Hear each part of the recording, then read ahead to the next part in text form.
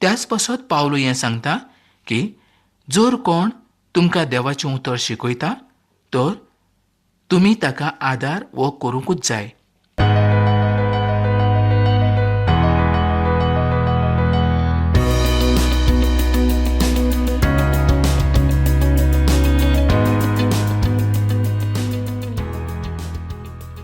मोगा बाबळांनो, तुमी तर जाणाच की आमी सद्या गालेसकाराचे चिटीचें शिकप करतात आनी 6व्या आविसराचें शिकप तर आजुनय काबार जावंक ना. फाटल्या कार्यावळीन आमी गालेसकाराच्या 6व्या आविसराच्यो 5 वळी पळयल्ल्यो आसल्यो आनी आयज आमकां 6वी आनी 7वी वळूच पळोवंक जाय. ह्या 2 वळी वरवीं देव आमकां कितें शिकयता तेंच आमकां पळोवंक जाय. गालेसकाराचो 6वो आविसर हो खूब म्हत्वाचो आसा अशें आमच्यांनी म्हणूं येता. त्याच पासत थोड्योच वळी आमी घेतात आनी हाचें शिकप करतात. भावार्था वरवीं थारण आनी पवित्र आत्म्याचें फळ ह्या वरवींच क्रिस्तांवपण आमकां फावो जाता आनी हाचें शिकप आमी करतात. गालेसकारांक बरयल्ल्या चिटीच्या 6व्या आविसराच्या 2रे वळीन आमी वाचतात की एकामेकाचो भार आमी कसो काडचो आनी त्या उपरांत 6व्या आविसराच्या 5वे वळीन आमी वाचतात की जण एकल्यान आपणाचोच भार काडचो आनी ह्या उतरा वरवीं हांवें तुमकां गेल्ल्या कार्यावळीन सांगलोलेंच आसा. जी वजी वो जो भार आमी दुसऱ्याचेर दिवंक शकना त्या संबंदी आमी फाटल्या कार्यावळीन पळयल्लें आसा. कुडीचो, मनाचो आनी मरणाचो भार आमच्यान दुसऱ्याचेर घालूंक जावचो ना. तर खंयचो भार आमी दुसऱ्याचेर घालूंक शकतात आनी खंयचो भार आमी आमचेर घेवंक शकतात हें आमी फाटल्या कार्यावळीन पळयल्लें आसलें. तरी पूण हाच्या फुडें आमकां देव कितें दाखयता तें आमी पळोवया. तर आनीक एक भार आमचेर आसता त्या संबंदी आयज आमी पळयतले आनी हो भार वांटून घेवंक जावचो ना. ह्या वज्याचें नांव वेगळेंच अशें जावन आसा. त्या वज्याचें नांव जावन आसा बेमा. जे कोण जेजूचेर पातयेवन रावतात तांच्या पासत हें जावन आसा, पूण जे अनभावार्थी आसात तांच्या पासत धवें शिंवासन आसा. प्रकाशणेच्या 20व्या आविसरांत आमकां तें पळोवंक मेळटा आनी हें न्यायासन भावार्थ्यां पासत नासून अनभावार्थ्यां पासत जावन आसा, पूण बेमा हें शिंवासन भावार्थ्यां पासत जावन आसा. 2 कोरिंथकारांक चीट 5वो आविसर आनी 10वी वळ आमी वाचुया. आपले कुडीन आसतना जें कितें वायट बरें केलां त्या प्रमाणें मोजेरी घेवच्या जण एकल्यान क्रिस्ताच्या न्यायसोबे मुखार उबें रावचें पडटलें. क्रिस्तांव म्हणून आमी कुडीन ज्यो गजाली केल्यात तांची नीत जातली. आमकां इनाम मेळटलें काय ना हें पळोवच्या पासत ही नीत जावची आसा. ह्या सुवातेर तारणाचो प्रस्न ना. क्रिस्ताच्या खुर्सा लागीं क्रिस्तांव भावार्थ्यांचो प्रस्न सुटलेलो आसा. भावार्थ्यांच्या कामाचो हिशोब जण एकल्यान दिवचो पडटलो. मुखार पावलो कितें म्हणटा तें पळोवया. रोमकारांक चीट 14वो आविसर आनी 12वी वळ म्हणटोच आमच्या भितरल्या जण एकल्यान आप आपणाचो हिशोब देवाक दिवचो पडटलो. आमच्या जिविताक लागू जाता तसलें सगळें पावलून बरोवन दवरलेलें आसा. पावलू जें कितें बरयता तें भावार्थ्यां पासत बरयता. जशें पावलू बरयता तशेंच आमी करची गरज आसा. गालेसकारांक चीट 6वो आविसर आनी 7वी वळ ही वळ चड म्हत्वाची जावन आसा. तातूंत आमकां कितें पळोवंक मेळटा हें आतां आमी पळोवया. तुमचेच तुमी फटवो नाकात. देवाच्यो केस्टायो कोरिनात. मनीस जें कितें ओंपता तेंच ताका पिकता. हें जें कितें बरयलेलें आसा तें निसर्गूय आमकां सांगता. जर तुमी भाताचें बी ओंपलें तर तुमकां भातूच पिकतलें. गोवाचें बी ओंपल्यार गोवूच पिकतलें. आनी क्रिस्तांव भावार्थी म्हूण तुमी कुडीन जें कितें ओंपलां तेंच तुमकां पिकतलें. हाचोच अर्थ असो की कुडीच्या कोडण्या वरवीं तुमकां फावो जातलें. आमच्या थारोणाच्या वेळार आमची सगळीं पातकां, सगळे पयलींचे गुन्यांव बोगसल्ले आसले. तरी थारोण जाल्या उपरांत जें कितें आमी आमच्या कुडी प्रमाणें केल्लें आसा ताचो हिशोब तुका आनी म्हाकाय देवाच्या मुखार दिवचो पडटलो. आयज तुमी क्रिस्ताक मानून घेतला आसत, पूण जेन्ना क्रिस्ताक मानून घेतल्या उपरांत तुमच्या जोर एका गजालीचो देव हिशोब दवरता आनी त्याच प्रमाणें जण एकल्याक इनाम मेवतलें. जोवान बरयल्ली पयली चीट, पयलो आविसर आनी 7वी वळ हातूंत कितें बरयलां तें आतां आमी वाचुया. जसो देव उजवाडांत आसा तशी आमी उजवाडांत चलता जाल्यार एकामेकाच्या एकचारांत आमी आसांव. आनी जेजू ताज्या पुताचें रोगत सगळ्या पातकांतली आमकां शुद्ध निर्मळ करता. कोण अशें म्हणटलो, हांव क्रिस्तांव जावन आसा, म्हज्यान कांयच पातक ना. तुमच्या भितर पातक ना अशें तुमी म्हणटाव आनी तुमी उजवाडांत चलनात. तुमी जर उजवाडांत चलतात तर तुमच्या जिवितांत आसलेलें पातक तुमकां दिसती पडटलें. देवाचें उतर पवित्र शास्त्र होच एक व्हड उजवाड जावन आसा. देवाचें उतर म्हणजेच उजवाड. तो उजवाड सगळें दाखोळ करता. जाकोबान बरयल्ली चीट 4थो आविसर आनी 7वी वळ आमकां सांगता, अशें तर देवा मुखार खालती जायात, देंवचाराचेर झुजात आनी तो तुमचे सरशिल्लो पयस वेतलो. मोगा बाबरांनो, बरें करप हें जाणा जावनय जर कोण बरें करिना तर तो पातक करता. देवाचो पूत आनी देवाची धूव म्हूण तुमी व्हड वजें घेवन चलतात, पूण तुमकां एका दिसा सगळ्यांक देवाच्या न्यायनिती मुखार उबें रावचें पडटलें आनी तुमच्या कोडण्याचो हिशोब तुमकां दिवचो पडटलो. आनीक एक तरेचें वजें आसा तेंय तुमच्यान घेवंक जावचें ना आनी दुसऱ्याचेरूय तें तुमी घालूंक शकचे नात. स्तोत्राचें पुस्तक 38वो आविसर आनी 4थी वळ. दावीद म्हणटा, म्हजीं पातकां म्हज्या तोकलेवेल्यान गेल्लीं आसात, जड वज्या प्रमाणें तीं म्हाका जाल्लीं आसात. मोगा बाबणानो, पातकाचें जें वजें आसा म्हणजे भार आसा तो आमच्यांनी कोणाचेर घालूंक जावचो ना व कोणाक आमी तो दिवंक जावचो ना आनी ताजी वांटणी आमी करूंक शकचे ना. दाविदान म्हटलें, म्हजीं पातकां म्हजे अपराध म्हज्या तोकलेवयल्यान गेल्ले आसात. म्हणजेच ह्या सुवातेर दाविदान केल्लें पातक ताका दिसती पडलें. हें कशें?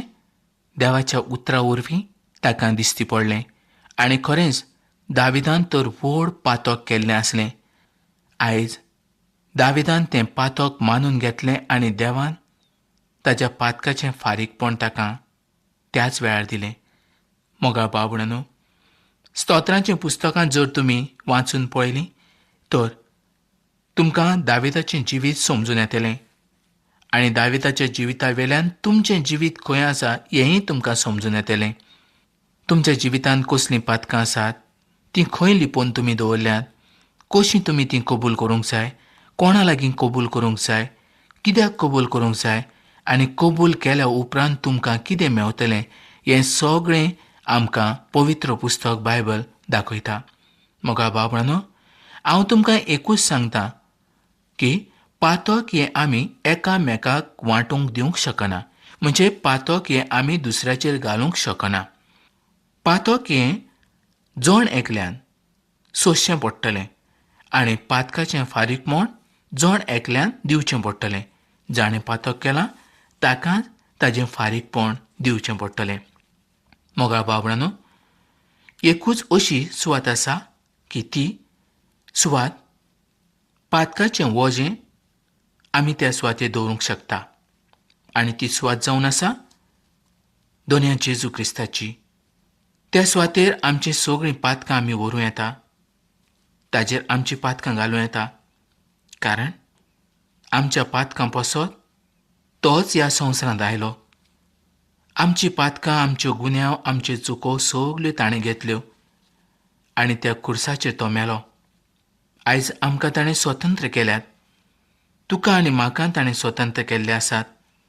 स्तोत्राचें पुस्तक 55वो आविसोर आनी 22वे वळीन अशें बरयल्लें आसा, तूं तुजो भार सर्वेस्वराचेर घाल, म्हणजे तो तुजो आसरो जातलो. नितीवंताक तो केदींच लोजेक पडूंक दिवचो ना. दोनया जेजून कितें म्हटलें तें आतां आमी ह्या सुवातेचेर पळोवया. मॅथ्यूवाचें शुभवर्तमान 11वो आविसोर आनी 28वी वळ. सगळीं तुमी कोश्ट करतात आनी व्हड भार घेवन आसात. ती म्हजेशी येयात आनी हांव तुमकां समाधान करतलों. आयज आमच्या पातकाचो भार तोच उखलून घेवंक शकता. कारण ताणें आमच्या पातकाचें फारीकपण दिल्लें आसा. एकलोच दोनी जेजू आमच्या पातकां पासत संवसारांत येवन लोजेचें मरण तो मेलो. कारण आमी लोजेक पडचे न्हय. आमचो भार घेवन आमी इफेरनांत पडचे न्हय, तर आमकां सासणाचें जिवीत फावो जावचें.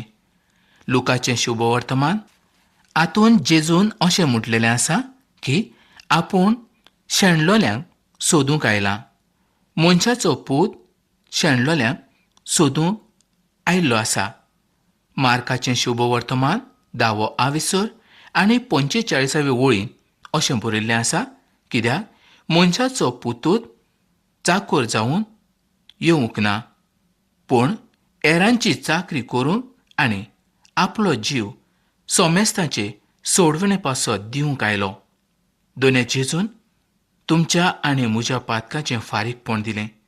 ताणें आमचें मरण आपणाचेर घेतलें आनी आमचो ताणें सांबाळ केलो. आयज दोनया जेजू क्रिस्ता बगर कोणूच आमचो सांबाळ करूंक शकना. मोगा इश्टानो, आयज जें वजें तुजेर आनी म्हजेर आसा तें वजें फकत दोनी जेजू क्रिस्तूच घेवंक शकता. ताजे बगर आनीक आमचो भार काडणारो कोणूच ह्या संवसारांत ना. आयज जरी तुजेर कितलींय वजीं आसलीं, तर तूं ती वजीं कोणाचेर घालतलो? फकत दोनी जेजू क्रिस्तूच आमचें वजें ल्हव करूंक ह्या संवसारांत आयलो. ताका खुर्साचेर खिळायलो. ताज्या रोगतान आयज ताणें आमकां सुटका फावो केल्ली आसा. आयज आमकां व्हड भार घेवन रावपाची गरज ना. पावलू गालीसकारांचे चिठीन 6व्या आविसोराच्या 6व्या वळीन कितें म्हणटा तें आतां आमी पळोवया. देवाचें उतर शिकता ताणें सगळे आपले आस्तीचो वांटो आपणाक शिकयतल्याक दिवचो. पावलू ह्या सुवातेर हेंच सांगता की आमकां जो कोण देवाचें उतर शिकयता ताका पागार दियात. जर कोण तुमकां ओत्मीक फायदो करून दिता, तुमची सेवा करता, तर तुमी ताका आदार करूंक जाय. देव जर आपणाच्या उतरा वरवीं तुमकां आशिर्वाद दिता, तर देवाचें उतर शिकयणाऱ्यांची काळजी घेवप हें तुमचें काम जावन आसा. मोगाळ भावणांनो, जर तुमी एकामेकाक आदार करचे नात, तर तुमचें जिवीत कित्याक? तुमी आयज एकामेकाक आदार करूंकूच जाय. चड करून जो कोण तुमकां देवाचें उतर शिकयता ताका तर तुमी आदार करूंकूच जाय. कारण ताज्याच वरवीं तुमचें ओत्मीक जिवीत वाडत आसा. देवान ज्या मनशाक तुमच्या पासत आयज वेंचून काडलेलो आसा, ताजे वरवीं तुमकां ओत्मीक जिवितान वाडूंक फायदो जाता, ताजी काळजी घेवप हें तुमचें काम जावन आसा. ताका जरी देवाचो आदार आसलो, तरी देवान संवसारांत तुमकां दवरलेले आसात. त्याच पासत पावलो हें सांगता की जर कोण तुमकां देवाचें उतर शिकयता तर तुमी ताका आदार वो करूंकूच जाय. मोगाळ भाव भयणांनो, आदार कसो करूं येता? तुमी आयज जोडटात. तुमच्या कमाईचो तुमी दावो वांटो घेवन आयज सोबेत येवंक जाय. तुमचो जो दावो वांटो जो आसा तो देवाच्या वावरा पासत उपेगांत पडटा आनी तातूंतले कांय आमी देवाच्या चाकराक दिवंक शकता. आयज जायते लोक अशे आसात देवाच्या चाकरांक दिवंक ते भियेतात. मोगाळ भाव भयणांनो, हाजो अनुभव जाणें घेतला तांकां देवाच्या आशिर्वादाचो अनुभव मेवलोलो आसा. जो कोण देवाच्या चाकराक पळयता ताका तर देवाची व्हड बेसांवां आसतलीं. देवाच्या चाकराचे विरुद्ध कोणाचें मन आसचें न्हय, कारण ताज्याच वरवीं आयज सगळ्या भावार्थ्यांक देवाचें उतर मेवत आसा. देवाचें उतर जर आयज भावार्थ्यांक मेळटा तर देवान आपणाच्या चाकराक ह्या संवसारांत दवरला त्याच पासत. मोगाळ भाव भयणांनो, सोबेचो वडील आयज त्रास काडटा, दूख काडटा. कित्या पासत? तर सोबेत आसलेलें दुमशाण, सोबेत एकवट ना. सोबेत आसलेलो मनीस आयज पयशांची नदर मारता. पयशां वरवीं ताचें मन आयज काळखांत बुडोवन गेल्लें आसा. सोबेचो वावर करचे पासत तो आपूण तर कोणाक आदार करीच ना आनी सोबा जेन्ना कोणाक आदार करता तेन्ना तो आडकोळ्यो त्या सुवातेचेर हाडटा. ह्या सुवातेर आनीक एक वळ आमी वाचुया. गालेस्कारांक चीट 6 आनी 7 वळ. तुमचेच तुमी फटवो नाकात, देवाच्यो केस्टायो करिनात, कारण मनीस जें कितें ओंपता तेंच ताका पिकता. मोगाळ भाव भयणांनो, आमकां जायते फावटी अशें दिसता जें कितें आमी करतात तें केदींच कोणाक कळोन येवचें ना म्हूण. आमची एक एक चूक देवाच्या मुखार उगडी जाल्या शिवाय रावची ना. आयज आमी आमच्या भावांक फटयत, भयणांक फटयत, संवसाराक फटयत, सोयऱ्यांक फटयत, पूण देवाच्या मुखार आमचो एक एक गुन्यांव उगडावपो जातलो. ज्या दिसा आमी देवाच्या मुखार उबे रावतले त्याच दिसा आमकां आमच्या कामाचो हिशोब दिवचो पडटलो. जें कितें आमी कुडीन केलां ताचो हिशोब आमकां त्या दिसा दिवचो पडटलो. मोगाळ भाव भयणांनो, खरेंच कोणें उचांबळ जावचें न्हय आनी देवाच्या उतराक कोणें भियोवचें न्हय. जितलें जाता तितलें आमी बरें करूंक पळोवचें. देवाच्या उतरान आमी वाडचें. देवाच्या उतरान जर आमी वाडले तर आमी शांतेन आनी समाधानान ह्या संवसारांत रावतले. मोगाळ भाव भयणांनो, ह्या संवसारांत आमचें जिवीत म्हणजे एका उदकाचेर आयलोल्या बोमाड्या सारकें, एका मातयेच्या आयदना सारकें. आयज आसा, फाल्यां आसचें ना. पूण तूं आनी हांव आमचें जिवीत कशें आसा हें म्हत्वाचें. आमी फाल्यांचें चिंतिनात. जशें आयज दिसता तशें आमी उलयत रावतात, पूण हातूंत कोणाची मनां दुखवतात, कोणाच्या काळजाक दूख जाता. देवाच्या मुखार आमचें जिवीत कशें आसा हें आमी पळयनात. मोगाळ भाव भयणांनो, आमी आमचेंच घेवन आसात त्याच पासत आमकां देवाच्या लोकांचें, देवाच्या सेवकाचें आनी सोबेचें पळोवन वचूंक ना. तर मोगाळ भाव भयणांनो, अशें करचें न्हय. आयज देवाचो वावर आमी प्रामाणीकपणान करचो. देवाच्या येण्याक आमी तयार जावचें. तर इश्टानो, हांव जाणा आयज तुमकांय जायते तरेचें दूख आसतलें. व्हड भार तूं घेवन आसतलो. व्हडा त्रासांतल्यान तुमी आसतले, दुयेंत आसतले. जायते तरेची पिडा तुमी सोंसतात जायत, पूण कांयच भियोवची गरज ना. देव आमकां पळयता. आमच्या सगल्या मागण्यांक तोच जबाब दिता. तर इश्टानो, आयज तुजी कसली मागणी आसा आनी हांवें तुमच्या पासत कितें मागूंक जाय आयजूच चीट बऱ्यात आनी तुमी म्हाका कळीत करात. तर मोगाळ भाव भयणांनो, ही कार्यावळ आमी हांगा सोंपोवया आनी फुडल्या कार्यावळींत आमी परत मेळुया.